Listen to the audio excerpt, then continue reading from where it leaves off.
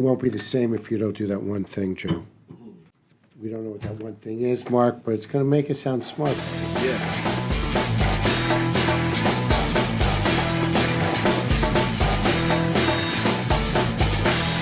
Welcome to the New York Sports Nation podcast from the Pix 11 Sports Department, high above 42nd Street in the heart of New York City. I mean, we are on the 10th floor. Yes. That is pretty high, right? Yeah. I'm just saying. I'm your host, Todd Ehrlich, the executive producer of the Pix 11 Sports Department. Joining me is two of my favorite sportscasters on the planet Earth. First, my favorite all-time sportscasting animal, the one, the only, the Moose.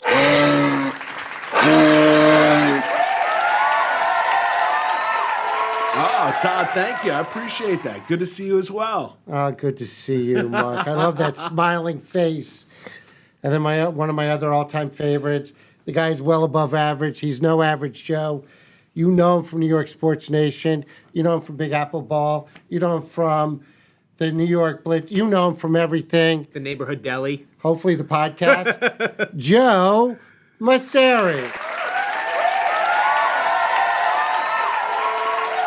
I got to see your Mount Rushmore. There's got to be so many faces on that. You've got a lot of favorites, but I appreciate it. I love everybody. I've always loved everybody, but I love the people closest to me the most.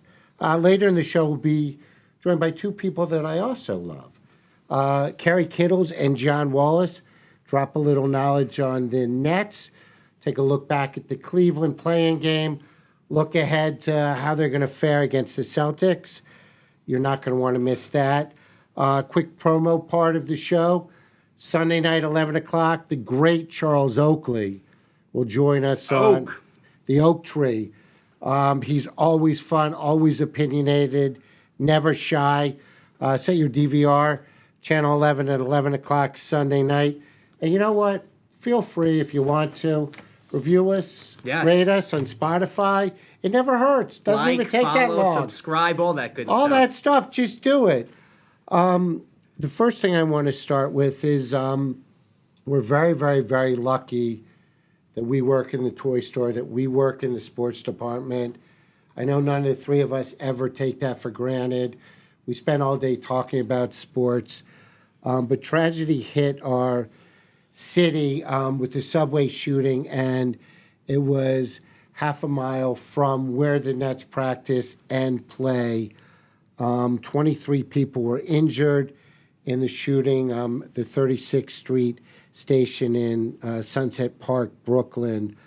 My question to you guys is, sports is here for most people to help them escape, to help them forget, to throw passion and energy and love into something that is not that meaningful.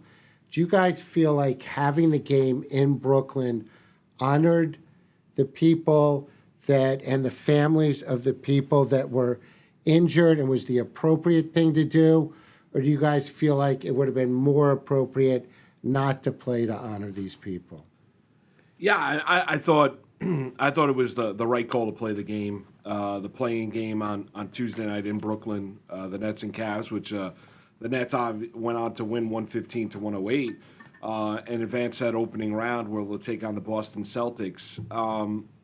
It was it's just awful. As we're recording this podcast, they've arrested the suspect as well, Frank James, which is fantastic. A tip line came through the tip line and allowed police to be able to apprehend what they believe is to be the lone suspect in the subway shooting.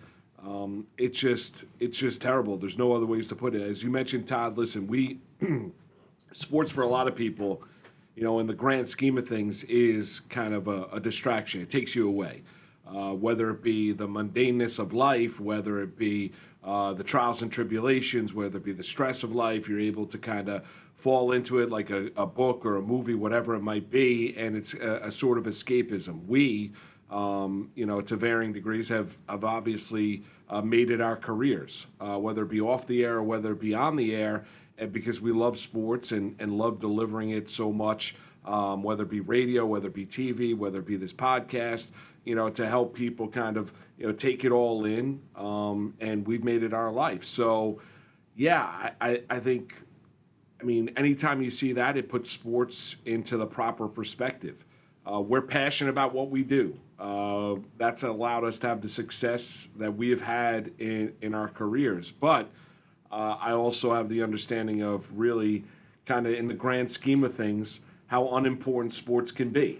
I'm not going to sit here and tell you it's the end all be all when I know it's not. I love it. I'm passionate about the teams that I root for. I get angry, I get ticked off. I don't throw things, but I want to bring that passion to my 3 sons as well, Jackson, Paul, and Gregory, that they grow up to have a deep appreciation of what athletics is. Hopefully they play and everything like that. But there are bigger things in life than sports, professional or collegiate. There just are. And you don't need to see that horrific tragedy in order to have that understanding. It's a matter of having a balance in life as well. So, but I did not have an issue with the Nets playing that game on Tuesday night after what we witnessed and what we all saw in the horrific tragedy Tuesday morning in Brooklyn.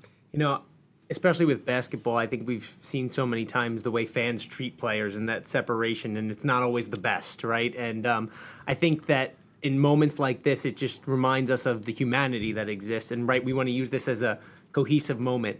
I think you got to play the game because, you think back to 9/11 and what terrorism is. You think back to the fear that exists here. Mike Piazza met and how he galvanized this city. Exactly. It was the first normal moment that people had had in weeks after the tragedy of 9/11 to be able to... the home run off Carson. Yeah, to be able to go out to a ball game and lose yourself and try to forget, even though they were wearing the NYPD and I don't think it's about hats. I don't think it's about forgetting, right? Because for me, what it is, it's saying that I'm not going to live in fear. It's I know what happened because that's what winning is for terrorists. Resilience. Is you changing your life. You're fully cognizant of, and you have a deeper appreciation for the fact that we get to have this frivolity and talk about which team is better and have this competition of athletics and really appreciate those moments that I don't think, we take for granted sometimes, right? And we try not to, and we try to appreciate all these things, working in the candy store, as you said, Todd. But the show must go on, right? This is New York. This is a city that even before has gone through bankruptcy, that has had its moments. We just came through a pandemic. And the idea is that we keep moving forward. And yes, with James... deference, Absolutely. moving forward. Absolutely. And the Nets did that as well. They made a contribution to all of the victims. And the Yankees had a moment of silence. So I think that we do recognize, last night. yeah, we do recognize, but we do keep moving forward because that's what we are in New York City, and that's I think what New Yorkers want most of all. I think that was the tone during 9/11 as well. That we honored the loss, and we honored the loss by moving forward, by living our lives as well as possible, but never forgetting. And to this day, 2 decades and change later, never forgetting 9/11, never forgetting what happened, just, yesterday either. And, I think that is one of the things that makes New York strong and proud and resilient. So let's move on to the toy store, but I did want to start with that. Yeah. And let's argue about things that really don't matter, but we're passionate about. Cashman and what he did. He broke form. Cashman never negotiates in public. He never releases deal points. Yet with Aaron Judge, he did, and I feel like he was feeling a lot of pressure. Yankee fans were unhappy with the moves or lack of moves in the offseason. And the prevailing thought was, well, if he was saving his money to get a homegrown Yankee, Paul Bunyan, Aaron Judge, to sign, then okay, it made sense and it's worth it. And I think Cashman felt like, obviously, he made a fair offer to Judge and his people based on his age and the amount of years and the money. And apparently from a PR standpoint, it's short-lived. But Yankee fans seemed like they agreed with it. Judge got booed the other night in Yankee Stadium. But could this hurt the Yankees and Cashman in negotiating with Judge at the end of the season and trying to keep him. Did he take a short-term gain, but is he going to lose the war? Joseph? I don't think it helps him, but I do think in his negotiations with Aaron Judge, but I don't think they were in a good spot to begin with when you go into the season and you haven't reached a deal. So I don't think that things were going to get any better than where he left them. And I think you have an obligation to the fan base in today's day and age to say, hey, look, we're making an effort to keep our homegrown star. We live in an age of free agency. Players don't stay with their franchises anymore, and that kills me. We heard Anthony Rizzo say it about Freddie Freeman going out to L.A., that there is no loyalty in this game. And that cold-blooded business that exists here, man, that ruins the romanticism of baseball for me that I love, thinking about somebody putting on the uniform every day and cheering for the guy that's on my team. When you feel like they're mercenaries, the way people criticize KD and Kyrie coming to Brooklyn, you just don't have the same attachment to those people. But I don't think this was a bad move by Cashman long term, because I think it shows to the fan base that you did make a fair offer. He may end up paying for it in the long run, in the sense that if Aaron Judge has a better season, maybe they could have gotten him for $32 million this year, if they had gone to that number, and it might cost them 35 or 40 now in the offseason. Only time will tell on that. Yeah, listen, I got a lot of feelings on it. I think Cashman and company, they're trying to win a PR battle. I think it's been a disastrous offseason. I think there's a chasm between ownership, what they deem to be successful. Yankees like to pat themselves on the back, and what the fan base deems successful. We can get into a debate of what the true valuation of Aaron Judge is. But when you're looking at it, and number one, maybe begin negotiations earlier than they did, right? So they waited until the last minute. They knew about the Judge deadline. They offered him $30.5 million. So their whole idea was, we're going to make you the greatest, on annual average, the highest paid Yankee position player in the history of our franchise. That's fine. But when you look at what Judge is as a player, Judge is looking at himself. He's got one bite at the apple. Not like he's 24, 25. Age, right. He's going to be 30 next Played offseason, soon to be college, 31. Right, correct. So he's a college player, so he's going to be an older free agent. He's got one bite at the apple. So the idea of the Yankees saying, well, we'll give you opt-outs. Well, an opt-out for Aaron Judge at 33 or 34 is completely different than an opt-out for a guy that's 24, 25, hitting free agency, and then they can hit free agency at 28, 29. Right. So it's completely different. So I thought it was a bad look for the Yankees. In the end, money plays. But Moose, don't you think that number was going to come out anyway? Because I think there's some validity to what Cashman said, that the number was going to get out there. Yeah, but that's fine. If the number comes out, the number comes out. It's not from Cashman. Right. It's a completely different look for Brian Cashman on opening day when you're ready to get to play the Boston Red Sox, Joe, to all of a sudden paint your player in a negative light. Yes. But isn't that just Yes. as much of a distraction for the whole team, though? Hey, what did you offer? What did you offer? How come you didn't sign? How What many did you times do? has he been asked that, and he basically says, I'm Yeah. not going to get into Right. those negotiations. Right. He's been I asked don't that time negotiate and in time. public, He's been asked that time and time again. Like, you ask anybody that's been around the Yankees, this was out of character for Brian Cashman. So then you have to say, well, why did he do it? Like, what was the motivation of the Yankees? The motivation of the Yankees was that to let the fan base know, after not signing Correa, after not signing Story, after not signing Seager in the offseason, to say, listen, we made a good offer. And if you polled Yankee fans right now, they tell you, yeah, you did. Because you know what? If Judge really wants to be a Yankee for life, like he we says. we offered you over $30 million a year. How do you turn down over $30 million a year? So here's the thing. Did they really make him a fair offer, though? Because if you look at it, Correa's getting $35 million annual average value. Seager's making about that. Trout is making that money. More. Francisco Lindor's making, I think, $34.1 million a year. So you see, in my opinion, outside of Trout, I mean, Aaron Judge is worth all that money.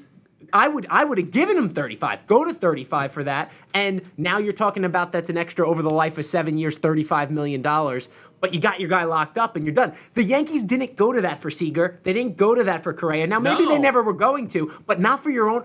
My whole thing was they're going to go to that for Judge. But hold on a second. Why do you need to go to that when now it's easier to make to the playoffs, and as an organization, if it's no longer series or bust? They tell you it's World Series or bust. Right. But let's look at the actions. It's no longer World Series Agreed. or bust for the Yankees. They were not super aggressive, ticked off, anything like that. There's no, I mean, if George, God rest his Different soul, Steinbrenner in there's a charge. different Yes, Steinbrenner in charge. 100%. Right? So you look at it, Hal wants to tell you how much money they lost during the pandemic, and I get Not it. Forbes interested. came out 2 weeks ago. The $6 valuation billion. of the Yankees is $6 billion.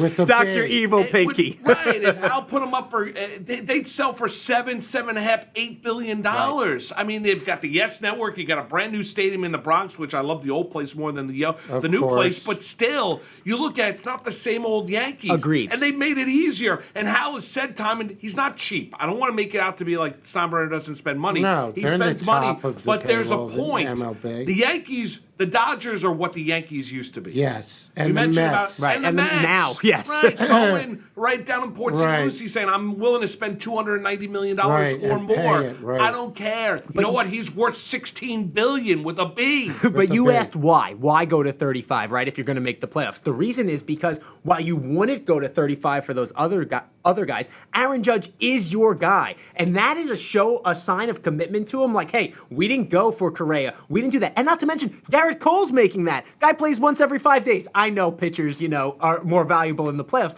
But come on. And you're not going to invest that in Aaron Judge, who does everything right off the field. I agree. I don't disagree with you, Joe. The question is, okay, so the Yankees are not willing to be uncomfortable, right? Brian Cashman talks about a comfortability level, talks about that being in trades or whether you look at free agency, right? The Yankees right now at this stage were not willing to be uncomfortable with Aaron Judge. But if Judge has a year like he did a year ago, where he played, I think it was 148 games. He hit 287, had 35-plus home runs, had 98 RBIs on the season, played right field, played center field. He's a plus defender in the outfield. Yes. If Judge has that kind of a year once again, I'll tell you, there is another owner out there that's going to give him an 100%. 8-year deal at $35 million per year. They might not go to 9. They might not go to 10. They might give him 7. They might give him 7 years at $37 a year. Whatever it might be, there's somebody else that's going to look at Aaron Judge and say, he's one of the faces of Major League Baseball. Yep. He's a guy that I can easily market. He is a marketing gem. You mentioned doesn't get into any trouble away from the field. There's a lot of things to like about good-looking guy, statuesque figure, all of these things when you look at Judge, and he's a hell of a player. Nobody debates about whether or not Judge is great. The debate is about whether or not he can stay healthy. He's had 2 Right. really healthy years in New York. But That's it. let's also be honest. We talk about this other team that's going to be out there. There are at most 6 teams that are really going to be in this Aaron Judge sweepstakes if he does Yeah, get to the free Dodgers, agency. San Francisco, the Mets. The Yankees will be in it. Yes, the Yankees will Maybe be a in it. team like the Cubs. Like there'll be somebody out of the Rangers are spending money. So there'll be somebody Maybe out the of left field who Phillies. comes in there, right? But you're talking about it 6 teams most. So when Aaron Judge says he's going to get to see what the entire league thinks he's worth, Well, right. I mean, there's something about that. You know what But that good is. for him. I mean, good for him having the confidence to gamble on himself because we've seen Cashman play this. He did it toward the tail end of Jeter's career, right? Where Jeter didn't want to leave and basically Yep. said, if you can find a better deal, go find it someplace else. You mentioned about Yeah, Rizzo but and this loyalty. is not the tail end. No, and it's- Judge, like Jeter's the face of the franchise, and he's homegrown. I think it's a swing and a miss by Cashman. Well, I totally agree. And then you get into the other aspect of it from the Yankees is that when he's this close to free agency, he's literally 8 months away from being a free agent. You have to pay for a little bit more for that. Right. Yes. I'm with If you. I think they there's should a have went to tax that 35. comes along with that. If you bought out free agency years, Yep. like the Braves did with Ronald Acuna Jr. and all that, if you had done that and we're paying Judge and bought out free agency years, we're talking about a different story. He's this close to hitting the open market. You can't be stunned that he's asking for $36 million per year because it's all about timing when you look at contracts. Totally with you. One thing though that I do want to touch on that you said if he basically has another MVP caliber season, right? If he's Yeah. at the top of that race, somebody's going to pay him the money. I think he's getting the money no matter what, to be honest with you. Even if he gets injured, even if he has a subpar year, maybe more so if it's injury, depending on what it is, than just lower performance. But in this day and age, when you see the potential, we've seen owners reach and pay way too much money. Now, I think he still gets 35, maybe it's 6 years instead of 7, or maybe but he's still going to get somewhere in that range. Somebody will pay him the money. And I think that's why it was smart for him from a player standpoint. Right, but why paint your player? Because here's the deal that I've learned, right? And I think you guys is this, and it's not this is not rocket science. What it is that when you play this game and you're Brian Cashman, the fans are going to side with ownership. They're never going to side with the player. Because when you have a player turn down that kind of money, the fans are going to say, he's playing a kid's game. He's talking about he wants to be a Yankee for life. Turn down $30 million to the idea of, well, now you're taking a guy that fans love. Right. People love Aaron Judge. To now you're having your fan base look at him with a raised eyebrow and look at him differently. Which is why it's a swing and a miss.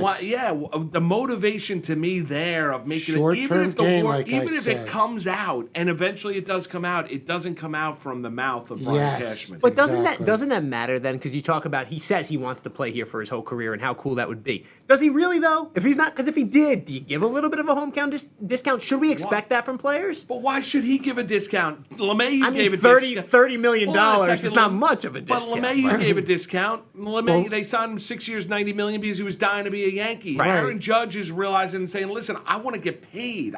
So it's more important than being a Yankee to Well, him. for right now, Well, it is. Shouldn't he Like, deserve that bold. criticism? Yeah, but Julius Randle gave a discount, and he got booed this year. In the offseason last year, people were saying Julius Randle took less money. He took one for the team. He had a great year. This is what a Nick is. Good point. And you don't play well. New York Now is Nick fans can't wait to get rid right, of him. right. It's Now, an like, unforgiving. trade him, get rid of this him, is an dump his unforgiving salary. town. So let me ask you this then: the booze that, because you mentioned the booze that Aaron I Judge is did getting. mention that do on you Monday think night. how much do you think is that is contract related, and the fact that he hasn't hit so Contract far related. this season? He's had He no hasn't hit in the bombs clutch. this year. Well, he's got no home Yeah. runs, no RBI. Yeah. Yeah, I mean, I think it's it's a little performance. Veach, Now the but- pressure's on him. But there's not going to be any leeway for Aaron Right. Judge. Right. So maybe like if this didn't become public, There would have been more disappointed. leeway. Yeah, you would have given him a softer landing spot than he has right now. Now it's a 100%. case of, well, listen, he might be gone. I'm going to boo my rear end Yes. off. I had buddies of mine that are huge Yankee fans on opening day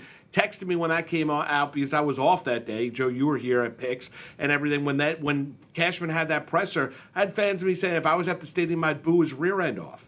I mean, that's what are you doing? It's the is face your of the guy. franchise. It's Yes. your guy. So we're not in the negotiations, but this also not? worries me too. Is the fact that that he did it.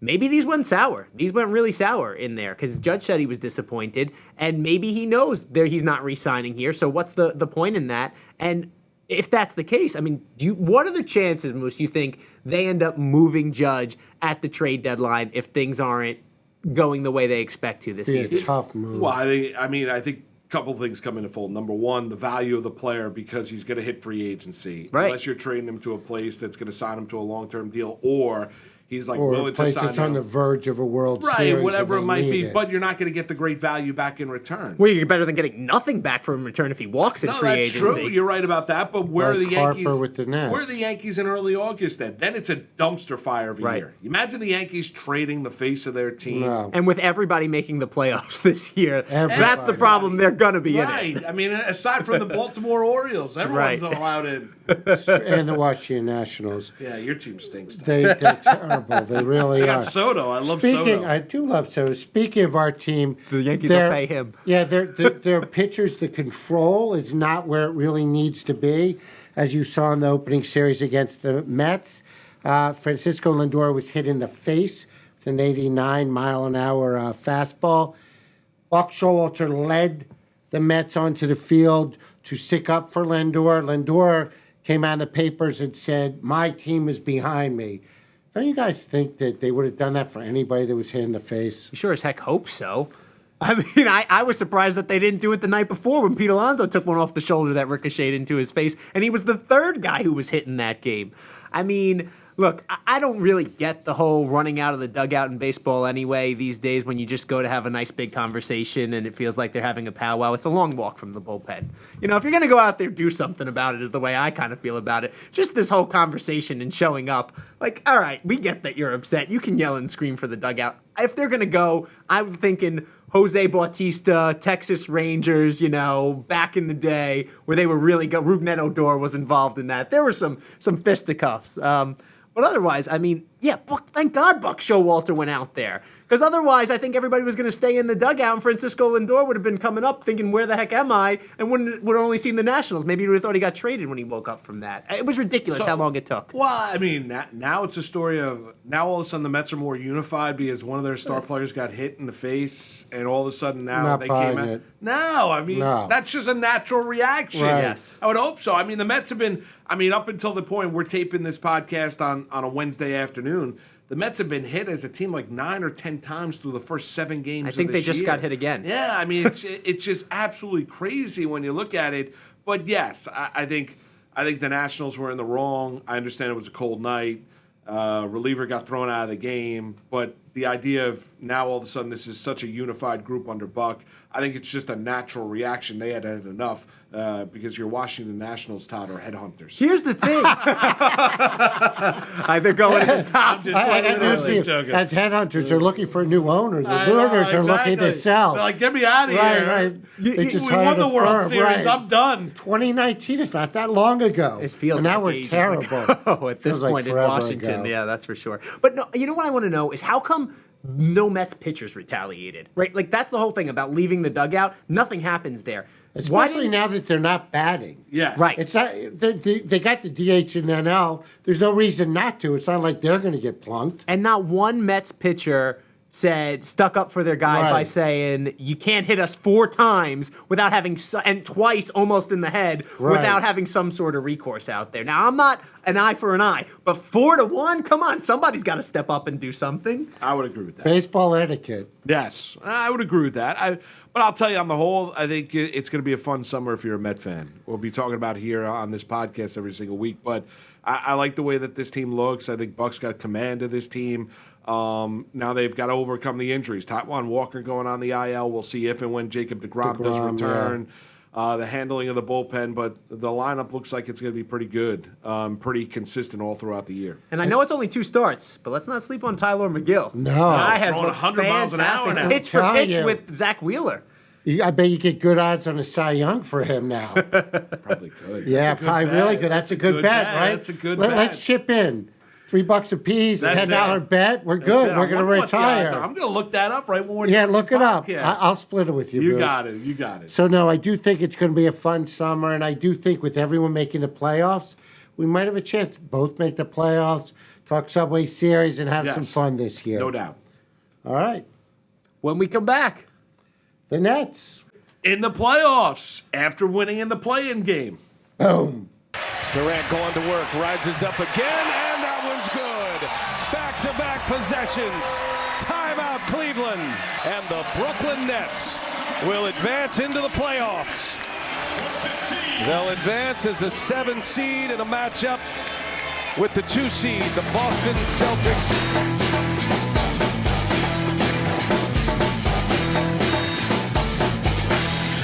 So let's welcome in Kerry Kittles and John Wallace to the discussion. The Nets took care of business and secured the 7th seed with a playoff win at home against the Cavs. They jumped out to a 40-20 lead and held on for a 7-point win. Are you guys, if you look at the big two, KD and Kyrie, they came up big in the game. They combined for 59 points. Kerry, let's start with you, then bring John in. Kerry, you famously referred to Kyrie Irving as the most skilled player in the NBA. Very astute on your part. He had his first dozen shots, not bad. How impressed were you with his game last night? Yeah, I was very impressed with how sharp he was, how focused he came out from the beginning of the game. I thought that he knows that he has to be a serve in order for this team to win. So, especially in that game against the Cavs, it was a very, very important game for the Nets and one that they had to win. And so I thought he was very selective with his shots. But, I mean, he's playing with really high confidence right now. And now they're also sharing the ball. When you look at what he and KD did offensively, it's more than just scoring points. It's also making the right basketball plays with all those possessions. And so it led to the Nets having a big lead and then being able to hold off the Cavs down the stretch to win that game. Yeah, I mean, is it alarming, John, when you look at it to have the kind of a lead that they did no Jared Allen for Cleveland. Cavs having 14 turnovers at one point in time in the game. And the lead is just 6 with Irving and with Durant playing as well, as they now get set to play the Boston Celtics in the opening round of the playoffs. How concerning is that? Well, what have we said all along? What's the Nets' Achilles heel? Defense, right? So they're going to have to find a way to, kind of man the paint when Andre Drummond's not in there, because he's a rim protector, but when they go their smaller lineup and KD's more of the rim protector, and he did a great job last night. He had some big time blocks and altered a lot of shots. But is he going to be able to do that game in, game out on the defensive side? We know what he brings to the table on the offense. This team, if it's just on one side of the ball, then the chance of them winning the East and the championship goes up tremendously, exponentially. But when you got to factor in the two sides of the ball and factor in playoff basketball, when the game slows down and there's a grind out game, you got to have a lot more half court sets. I think that's where is going to come into play, their lack of depth and having the inside presence to get those costly defensive rebounds that's going to be needed to end a team's possession and to start their possession. With that being said, their next matchup is going to be with Boston. We know Boston took 3 out of 4 from them in the regular season, but for 2 of those games, they didn't really have anybody to net. So how much stock do you put in the regular season matchup between these 2 teams? Well, the Boston Celtics was the best team after the All-Star break down the stretch. That's a fact. So it's not an aberration. They were really playing good basketball. They figured it out. Udoka as a coach, the adjustments and he made the second half of the season, and the way he got those guys to buy in and start sharing the ball, and what Jason Tatum and Jaylen Brown found out is when you start sharing the ball, the ball finds you even more easy, and it becomes a more fluid offense instead of just trying to go 1-on-1, 1-on-4 like they were doing early on. When they started sharing the ball and moving the ball around, and it makes it harder for teams to schematically prepare for them because they're in so many different spots. They're scoring from so many different positions instead of just coming from a one-on-one type situation.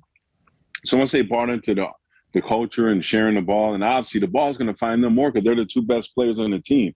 Once you understand that and you know that your teammates going to be looking for you more than looking for their shots because you are the best players on the team, then the shot's going to come to you. You don't need to seek them out.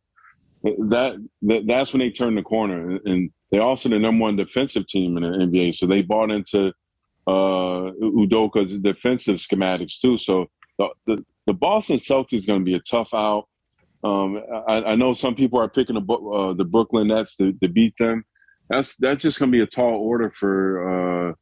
It's not just KD and Kyrie versus Jaylen Brown and Jason Tatum, but I think that Jason Tatum and the Boston supporting cast is better than Brooklyn, but we'll see. I'm looking forward to the series, and I can't wait for it to start on. I think it starts Saturday. Sunday, Yeah. 3:30. Sunday. All right, Sunday.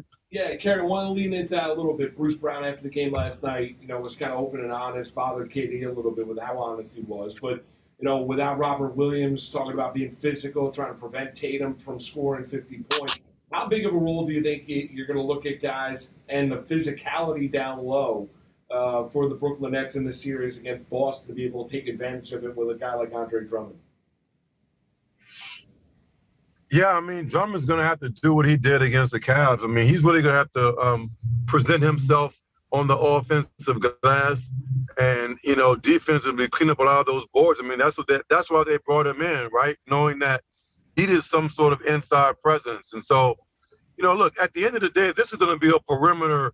This game is going to be won and lost on the perimeter, right, between all of those teams. You look at the 2s and the 3s, all these wing players, and even throw in Kyrie versus Marcus Smart. This is where this series is going to be won, is who can outplay who on the perimeter, who is able to make shots. Can Seth Curry and Patty Mills be consistent outside shooters? Can Bruce Brown be disturbing against Jaylen Brown and Tatum in those matchups? But listen, Kyrie and KD won't have a problem scoring their points. It's just a matter of, like John said, that supporting cast, who's going to be more consistent role players to influence this series and impact this series. Boston's defense is definitely better than Brooklyn's, and so Seth Curry and Patty Mills in particular are going to have to be better defensive players against the Celtics in order to have success, because the Celtics have been proven for the last 3 months have been all in on the same page on both sides of the court. How much stock do you put in the fact that in a previous matchup between these two teams, the Nets said that they wanted Marcus Smart to shoot the three, and we know that those role players tend to play better at home than on the road, and obviously Boston has the home court in this one. So do you think they're going to let him shoot? They're going to make Smart beat them in the series? I mean, Smart's going to pick and choose his threes. He's not going to take 12 threes in a game, I don't think. And the Nets will not dare him to shoot threes. I just think at the end of the day, when you have those two elite scorers and you're Brooklyn, you're going to have your eyes keyed in on those guys more so than Marcus Smart. And that's not disrespecting Marcus Smart's game, because he is a very capable scorer. And so you have to play him honestly. I mean, he's not just a defensive player and a facilitator. Marcus Smart is a very good all-around basketball player. And so the Nets going to have to be careful with what they do defensively in all their schemes. But on their switching, and you're having a mismatch with Jason Tatum, let's say, and Patty Mills, or Jason Tatum against Seth Brown, if you're not there on Marcus Smart's rotations, he's going to make you pay for it. How much stock on the other side of the ball do you put in the fact that Ime Udoka has so much familiarity with the Nets because he used to coach there? Yeah, that helps. That helps knowing some of their tendencies. But at the end of the day, I mean, the game is so fast now. And when you're out there, even though you know what the other player is going to do, as John will tell you, when you're out there and you're trying to slow down these elite scorers, it doesn't matter how well you know their moves. They can still score against you. So, I mean, yes, it helps for him to be able to be a little bit more familiar with those guys. But, the tape doesn't lie. You can watch the video and you can see everything. You can know what these guys like to do just from watching videotape. So, John, last night after the game, Nick Claxton said that Seven's defense inspired the team. But then when KD went out and took a blow, they couldn't seem to score. Can KD keep this up and this pace up, playing both ends of the court for, hopefully deep into the playoffs? Well, as you guys know, KD in the last week or so talked about how tired he was last year during the playoffs when he didn't come out that big time game. He was like almost hallucinating, so to speak. So I don't think it's going to get to that level, because he didn't have Kyrie last year to lean on. It was pretty much KD or bust. So he's got definitely some more help. But he's going to have to expend a lot of energy every single night for them to beat the Boston Celtics. He's going to have to expend a lot on both sides of the court. He's going to have to give them 30-plus, 10 or so rebounds, 6, 7, 8 assists, a couple of block shots. And he's going to have to guard Tatum or Brown at certain parts of the game, especially in the fourth quarter when it's game-winning time. So he's going to have to KD's going to have to expend a lot of energy. And right now, he's got the title. He's got the crown. He's I mean, to me, he's the best player in the world, right? I mean, Kevin Durant is the best player in the world. So he's going to have to, no one's going to be feeling sorry for him, like, oh, you don't have Ben Simmons or whatever. They're going to expect him to perform, even though he's a 7 seed going against a 2 seed. When the Vegas book started, the Nets were favored. Apparently, and I'm not a big bettor, but apparently so much money went on the Celtics that now the Celtics are favored somehow. I mean, so there's a huge interest in this game, in this series. Probably the most interest we've seen in a 2-7 series in the first round in a very long time. But when you're talking about Kyrie Irving, Kevin Durant, Jason Tatum, Jaylen Brown, that kind of star power, 4 perennial type all-stars going against each other in the first round, that is must-see TV, and we're all going to be the beneficiaries of that war that's about to take place on Sunday.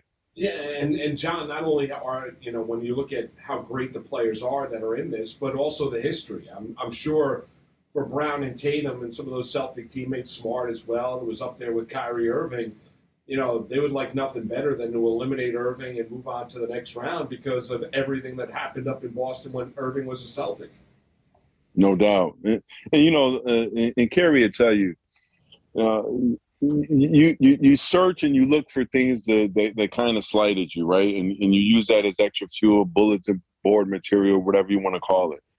And you add to that the playoffs. And then you add to the fact that, you know what, at the beginning of the season, the Celtics were almost like as an afterthought, and they were on the outside looking in. And for them to play the way they played at the end of the season and secure a 2 seed, which I think the Milwaukee Bucks kindly gave to them, they were like, you know what, you guys can have that 2 seed in that Brooklyn net problem, and we'll go to this 3 seed and take on who we got to take on. I get it, but for me as a fan, 1 year where you really don't know who. Like, obviously Phoenix has the best record in the NBA, but I don't think everyone thinks they're like the overall favorite. I think if you ask 10 basketball experts, you know, who they think is going to win, you might have 8 or 9 different answers, and that's what's great about the NBA this year. There's no clear-cut favorite for the title this year, and that's why everyone's got to buy in. Everyone's all in. Like, that's why Durant's telling Bruce Brown, "No, man, let's just worry about the game. Let's just go and hoop. Don't give anybody any material, because if the Nets can go in there and sneak a couple of games before the Celtics, you know, come to form, then they'll have the upper hand. But as it stands for me, I really don't know who's going to win this year, but I'm just excited as an NBA fan to watch. It's going to be similar to the bubble, you know, when we got high level basketball because everyone was so locked in and focused. Yeah, I don't really see LeBron winning it this year, though, like he did in the bubble. Other than that, it's similar. Kerry, you talked about perimeter shooting being important in this series. Seth Curry is a guy for the Nets that could fill it up from the outside. Last night, I don't know if you know this, little known early history, we both had the exact same amount of points last night, Seth Curry and myself, and I was playing with my 4-year-old on the couch watching it. Are you concerned about Seth's ability to help the Nets in this series, and how important do you think he is to get that ankle right and get going? Yeah, I think that was just not his typical performance, you know, last night in that game, and I think he'll be ready to play against Boston. I mean, Seth Curry is a gamer. I mean, he's not one to shy away from these types of moments in his career, and so although he didn't play well last night, I think in the Boston series he'll be there. I mean, he knows his role is an important role for this team. I mean, without court spacing, KD and Kyrie are playing in the crowd the way John and I used to try to play, you know, 15 years ago. So he knows he has to space the court and make shots. That's why they brought him in. You know, with Joe Harris being out with his injury, he and Patty have a very, very important role in what the Nets are able to do, because otherwise, you know, Boston's defense and their schemes, they're really good. They can cover ground, and they'll make KD and Kyrie take very tough contested twos, and over time that wears on you over the course of a series. And so, you know, Seth has to show up. He has to be there. That's a must. And you mentioned it. He's going to get looks, because we saw last year in the playoffs against Milwaukee, Joe Harris, who Seth Curry is here replacing, got those looks, and he didn't hit anything. He couldn't have thrown it in the ocean last year. So they need Curry to hit some of those shots to keep Boston's defense respecting them, so that they can't just run doubles at KD and Kyrie. I got to ask you guys something, because we talk about expending energy. John, you brought it up there. In the middle of all this, it's Ramadan, and Kyrie Irving is fasting. So he's going into these games. Some of these games are going to be afternoon games. Most of them will be in prime time. But can you imagine, I mean, I get lightheaded if I have to walk down to the studio without having had lunch or a light snack before there. Can you imagine going out there playing without being, you know, while you're fasting all day? Kerry, I'll start with you. And by the way, Kerry, he takes the elevator down to the studio. I've never seen him take the elevator. Kerry, handle that question. You know, I can't handle that question. That's something that I couldn't imagine having to add into what's already right? A stressful situation, being able to perform at a high level. But listen, Kyrie is, no, he's been there, done that in his career. He's an established pro. He's a perennial all-star. We're talking about, as I said before, the most skilled one-on-one player, in my opinion, in a long time, if not the best ever skilled one-on-one player. So is he really worried about having food in his stomach? And I think he can deal with that. I think he's able to compartmentalize a lot of distractions, and we're seeing a guy, right, fight through such crazy distractions this year and being able to still go out there and perform at a high level. So, I mean, my hat's off to him. I don't know how he's doing it, but it goes to show you how really talented he is. Well, it's obviously not his first time doing it, so you become used to it. I'm not on, obviously I don't expend that much energy, but I don't eat until like 7 or 8 o'clock at night, so I'm sure, his body's used to it, and he's become accustomed to doing that. But if he's not, and if he needs any tips, if I'm him, I'm reaching out to Akeem Olajuwon. Akeem Olajuwon did it and won a title doing it.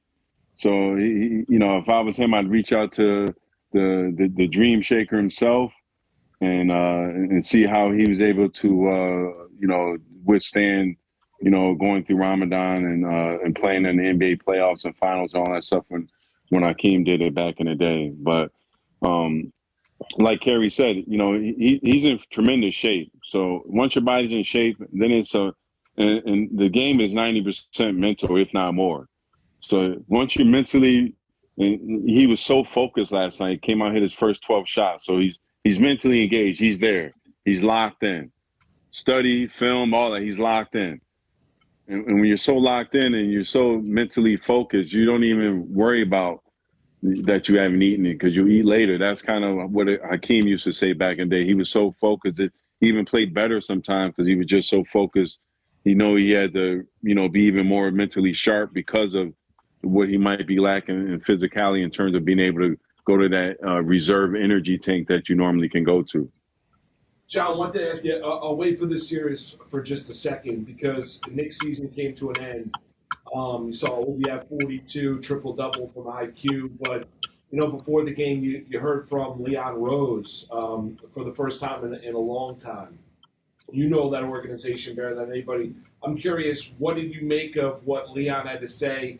Confidence, gave confidence to Thibodeau, saying he did an unbelievable job, talked about the younger players. Randall wants to be here. I'm curious, John, from your perspective, what was your takeaway from the brain interview with Leon Rose?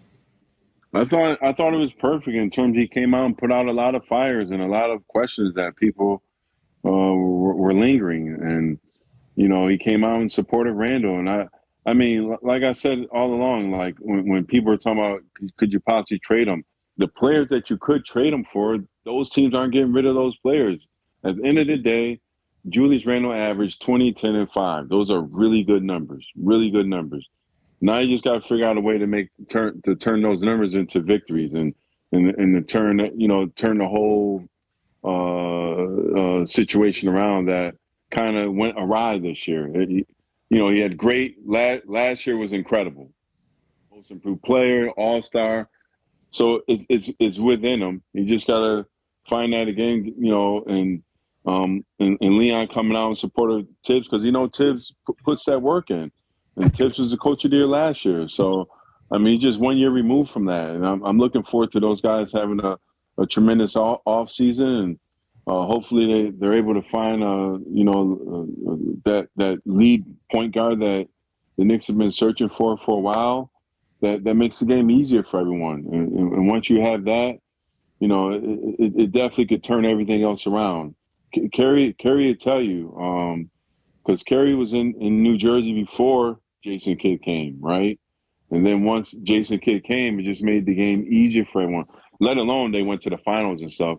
But it just made the game easier for everyone. Obviously, Jason Kidd was great, and he just made the game easier for those guys. And that's the Knicks need a type of point guard that can come in and just make the game easier. So Julius Randle doesn't have to run everything through him. He doesn't have to be the point forward and the scorer and everything else on every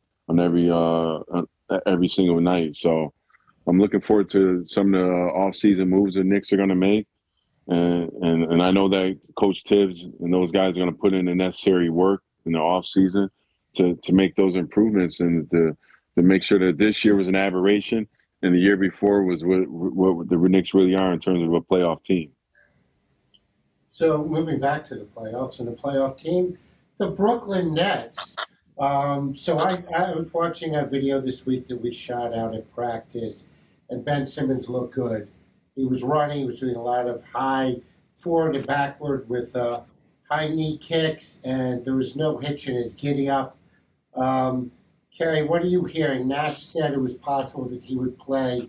They got to the first round of the playoffs, and both you guys talked about how important defense would be against the Celtics. He certainly would be an infusion of that if he's the Simmons of last year.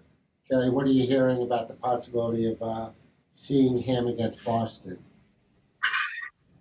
Yeah, I mean, I'm hearing the same thing you're hearing, and watching that of him. Listen, if Ben Simmons is able to play and give them some minutes, that's a huge plus, right? We already know he's a former All-Star. He's his size, his athleticism, and what he can do. It will definitely help the Nets. So any minutes they can get from him in the playoffs will be important. I mean, he would be going up against, those 6'7", 6'8" wings that are real problems for opposing teams in the Celtics. So, yeah, I think if the Nets were able to get him to play 15 minutes, 20 minutes in this series, that would be a huge boost for the Nets. Takes pressure off Kyrie and all of those guys and what he can do. He's a great all-around basketball player. Right now, guys, Kerry, start with you. What are you going to be watching for in this series, and how do you think this series plays out? Watching for, I would just say, a lot, right? It's just the matchups, right? It's Boston's ability to take advantage of the Nets switching, and if they can exploit the Nets in those scenarios, that's going to be, to me, the game within the game. When you have different players trying to slow down Tatum and Brown, because Udoka, he knows the Nets schemes defensively, and he's going to be trying to exploit them. So how the Nets are going to rotate and try to double those guys and get them off their sweet spots, and then how do they recover on the backside, on the second side, once the ball is reversed? That, to me, is going to be the key to the game. Is the Nets defensively and all their switching schemes. And who do you like in the series, Kerry?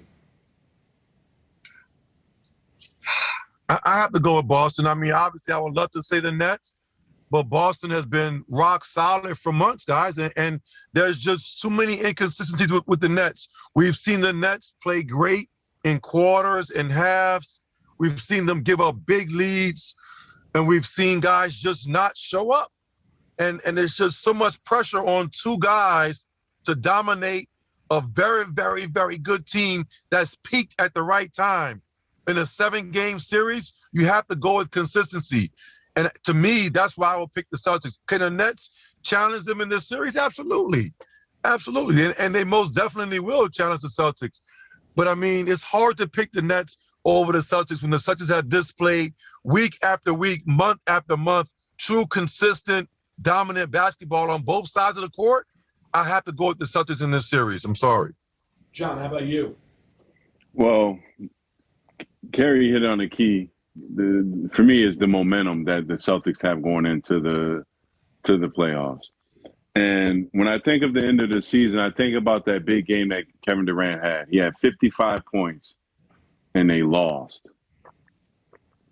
And in that game, if you remember correctly, Kyrie Irving took more shots than him.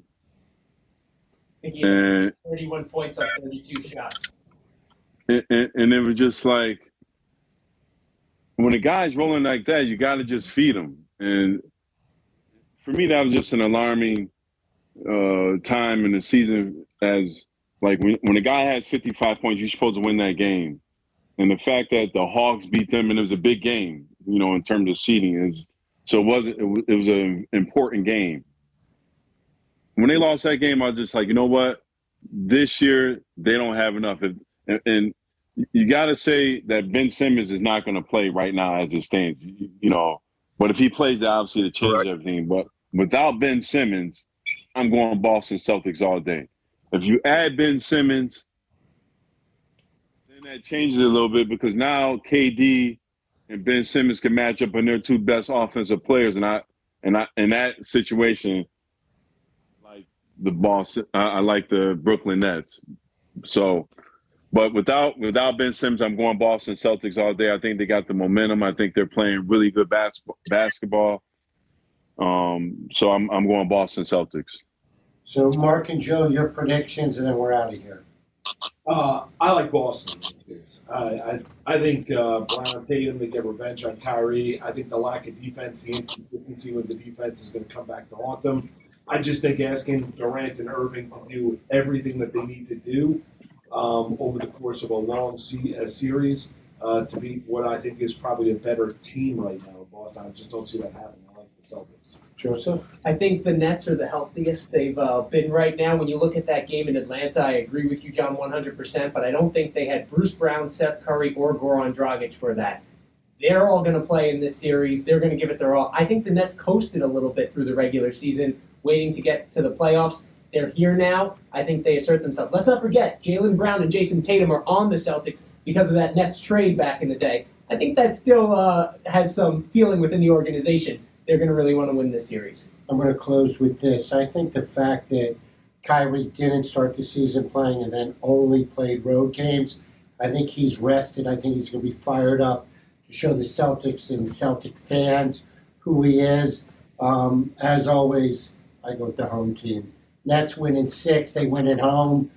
KD's big toe is behind the line. He wins it with a 3.